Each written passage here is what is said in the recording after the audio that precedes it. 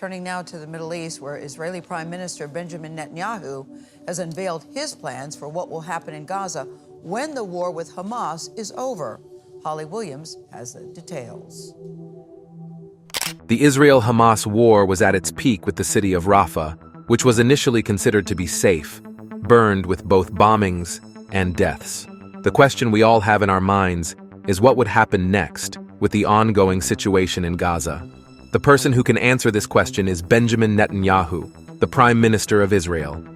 In this video, we'll get to see who Netanyahu is and his plans for the war in Gaza. So, without further ado, let's begin. Who is Benjamin Netanyahu? Benjamin Netanyahu was born on the 21st of October 1949, an individual who not only rose to become one of Israel's most renowned politicians, but also served as the Prime Minister of Israel from 2022. He served as the Prime Minister of Israel in 1996 to 1999 and 2009 to 2021, and is the longest-serving Prime Minister in the history of Israel. Netanyahu was born to Jewish parents and was raised both in West Jerusalem and the U.S. It was 1967 when he went back to Israel with the intention of joining the Israel Defense Forces. He got himself into the Sayeret Matkal Special Forces and earned the position of captain before he was discharged. Netanyahu graduated from MIT and became an employee at the Boston Consulting Group until he returned to Israel in 1978 to start the Yonatan Netanyahu Anti-Terror Institute. During the years of 1984 to 1988, Netanyahu served as the Israeli ambassador to the United Nations. He came into public attention in 1993 after he was elected as the chair of Likud to become the leader of the opposition. It was after the 1996 general election that Netanyahu rose to become the first and youngest Israeli prime minister who was elected directly by popular vote. But after his defeat in the 1999 election, he retired from politics to step into the private sector. Well, this retirement didn't last for long, as Netanyahu returned to serve as the Minister of Foreign Affairs and Finance before he resigned over the Gaza disengagement plan. Netanyahu came back to lead his party Likud in the year 2005 and once again found himself as the leader of the opposition between the years 2006 and 2009. The accusations. Following the 2009 legislative election, he formed a coalition to become Israel's prime minister and led his party to victory during the 2013 and 2015 elections. He has received immense criticism worldwide over the expanding of Israeli settlements in the occupied West Bank, an act that is considered illegal under international law.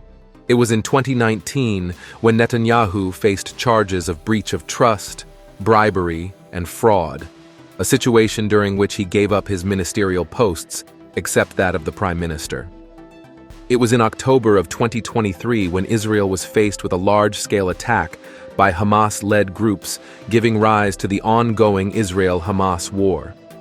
The government led by Netanyahu has been accused of genocide, and on May 2024, Karim Khan, the prosecutor of the International Criminal Court, announced his intention of applying an arrest warrant for the Israeli Prime Minister Netanyahu and the other members of his cabinet.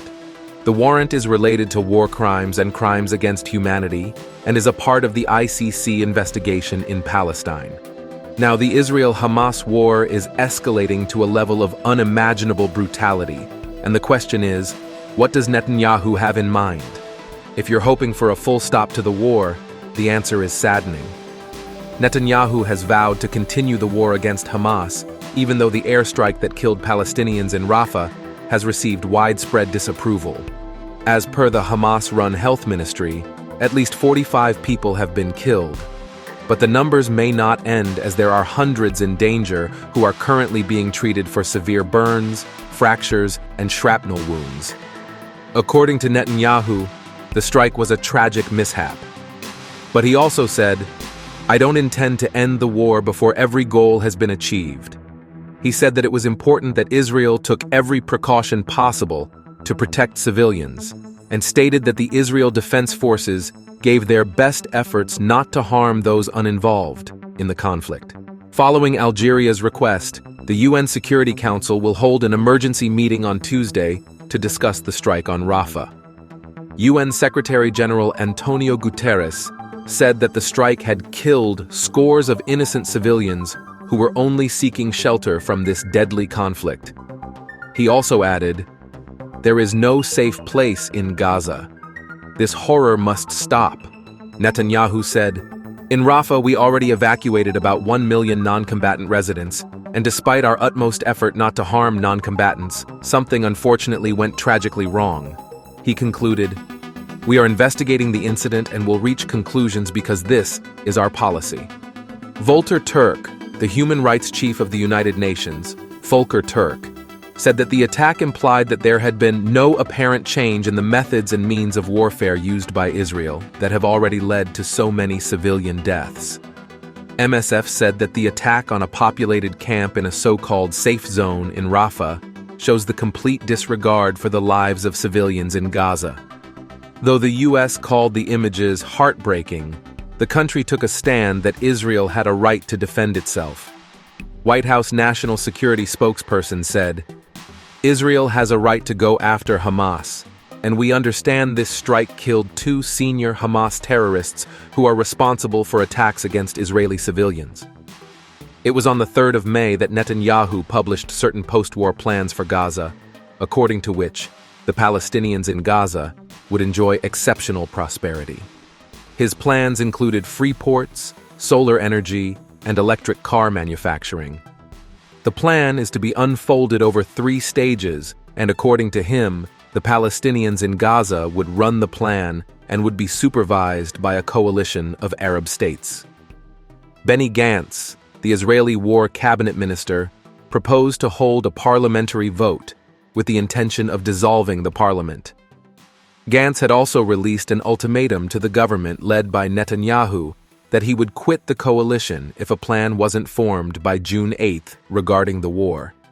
On the other hand, Israel's national security advisor Tzachi Hanegbi has stated that the war will not be ending anytime soon and can take another 7 months as Israel has expanded its Rafah offensive in Gaza's southern region.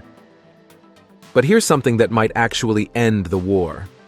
Hamas said that they had informed the mediators that they are prepared to reach a comprehensive agreement. This agreement would include a full hostage and prisoner exchange deal if Israel puts an end to the war in Gaza. A statement released by Hamas said that while they had shown both flexibility and positivity in dealing with the efforts of the mediators throughout all previous rounds of indirect negotiations, Israel had utilized the time as a cover to carry on the war in Gaza. The statement said, "Hamas and the Palestinian factions will not accept being part of this policy of continuous negotiations in the face of aggression, killing, siege, starvation, and genocide of our people." Netanyahu has repeatedly stated that the war must go on until Hamas is completely destroyed. With a statement like this from Hamas, the brutal war can actually come to a peaceful end. So what do you think about Benjamin Netanyahu and his decisions, his plans for Gaza and his ideologies? Do you think that this war will come to an end anytime soon? Feel free to share your opinions in the comments section. If you found this video to be helpful, make sure that you like, share, and subscribe so that we can reach out to you with more such videos.